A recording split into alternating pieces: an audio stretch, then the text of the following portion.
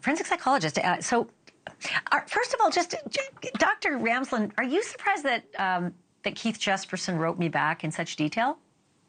Not at all. He wants to stay in touch with anyone in the media that can keep his name and face out there. He loves attention, so it doesn't surprise me. I'm sure he wrote right away when he had the opportunity.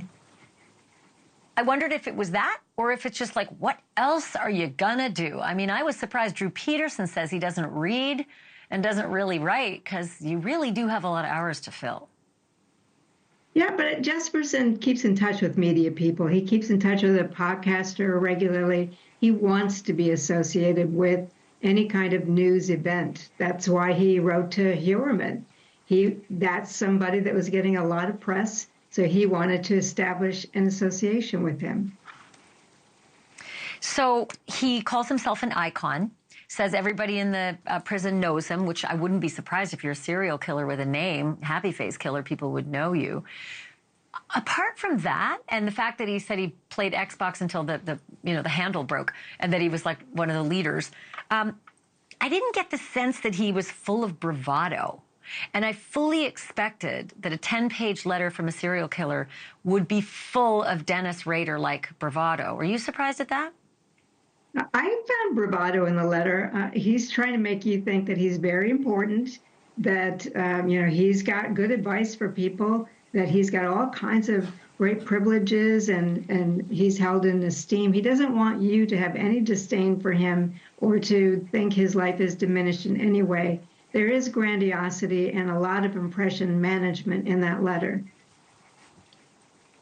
What am I not seeing with my very untrained eye that a Dr. Katherine Ramsland could see between the lines? Well, I'm an icon. That's really? You're an icon? You're in a prison. Nobody cares about you. He talked about that. He talks about all the amazing things that he has access to. His life is enhanced. He doesn't have to pay for any of this. He's in a position to be able to give advice to someone like Rex Heuermann. And his advice is good. His advice is solid. He's got the best ideas for this guy. If only that guy, Rex, would confess what he really wants. He doesn't care about Heuermann. He cares about that he would be the guy that got him to confess, that persuaded him, that has the power to do so.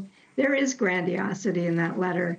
And the fact that he would try to associate himself with someone who has so much media attention and think that he could actually be the one to get him to confess. That's grandiose.